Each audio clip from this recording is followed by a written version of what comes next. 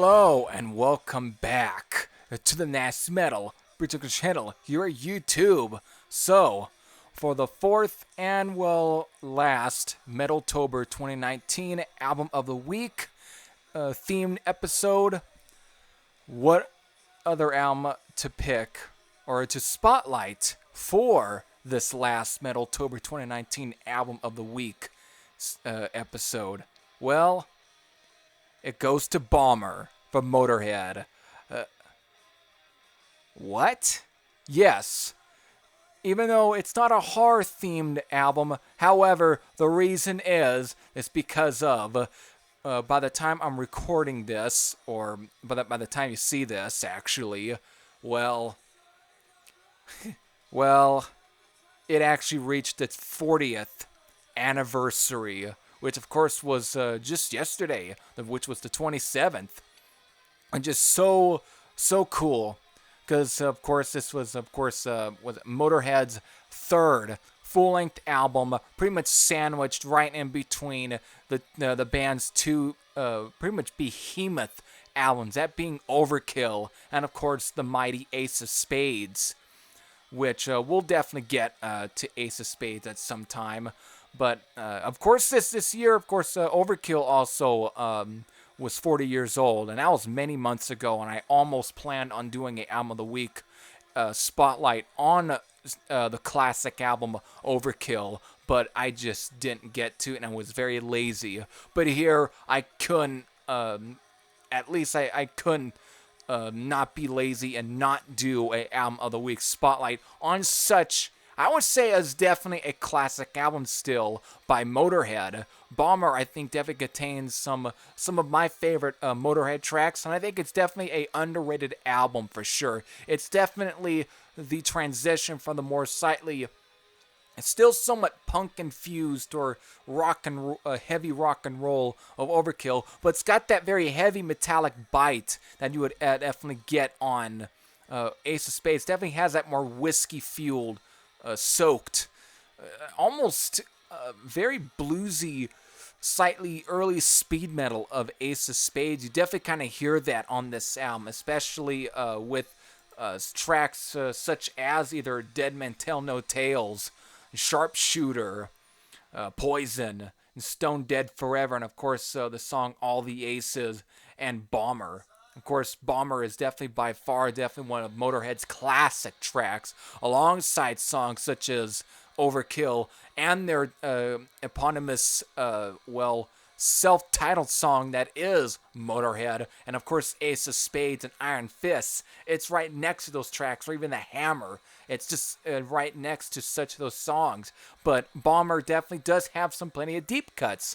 Just kind of like with Overkill, I would say, but I wouldn't say Overkill was a whole bunch of deep cuts, because even though there is, that album definitely had some songs that were definitely played, especially whenever Lemmy was still alive. Of course, I definitely should point out that pretty much all the members here on Bomber, which is pretty much considered the classic lineup of Lemmy Kilmister, Fast Eddie Clarke, and of course Phil Taylor, or known as Filthy Animal or Phil the Animal, depending on the names that go by. But that's the classic lineup, and they are no longer alive. We lost pretty much Lemmy and Phil Taylor in 2015, and of course last year we lost Fast Eddie Clarke.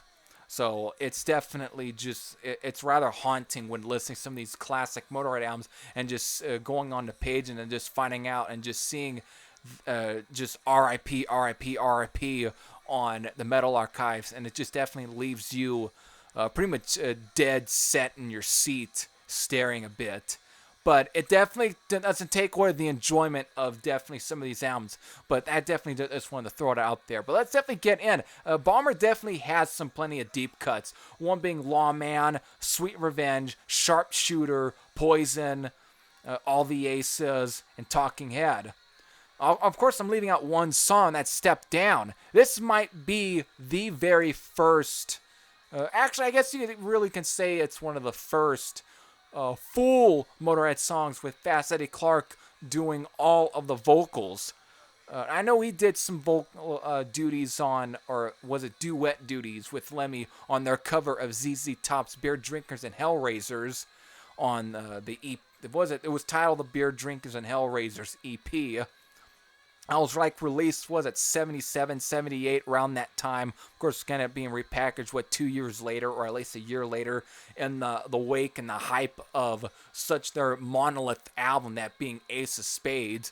But there is at least with some vocal parts from Fast Eddie Clarke. However, Step Down definitely marks probably the full first track with Fast Eddie Clarke doing all the vocals, and this was before he would do any vocal stuff with his other band that he would form leaving Motorhead, that being Fastway, which, again, another good band. I definitely dig that stuff, even though it's definitely different from Motorhead, but still. But Step Down is definitely more of a bluesier track, though, and kind of gives a little bit of a hint at what kind of style Fast Eddie Clarke would definitely kind of the direction he would take with Fastway.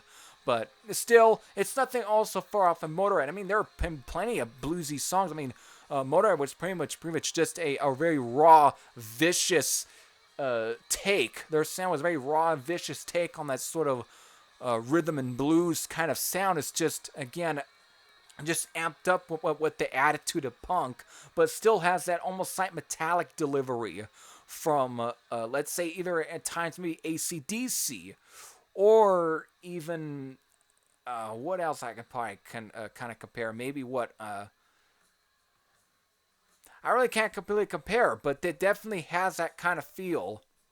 But it's definitely heavy, for sure. And I mean, and this album definitely does have some of its heaviest numbers. Sweet Revenge is definitely a slow number. Very Black Sabbath inspired, actually. I would definitely give it.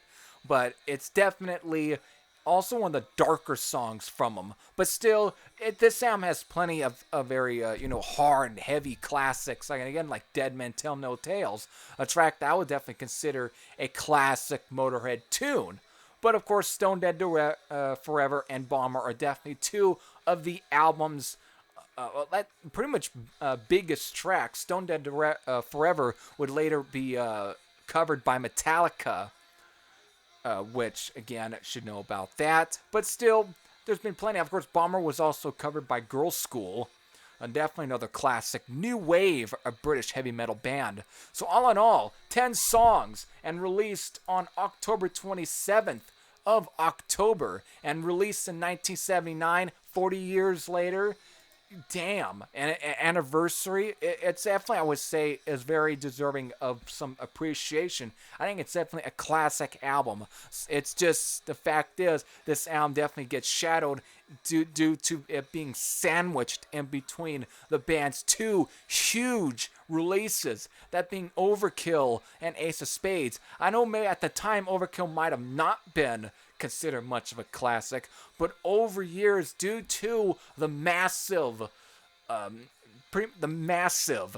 history, or just the massive size of how big of a release that Ace of Spades was, it definitely ended up having at least having quite a bit of people to go back and check out Overkill, and it definitely so kind of like, I guess you could see what happened with Creatures of the Night from Kiss, but still. Definitely just a great album overall. 40 anniversary.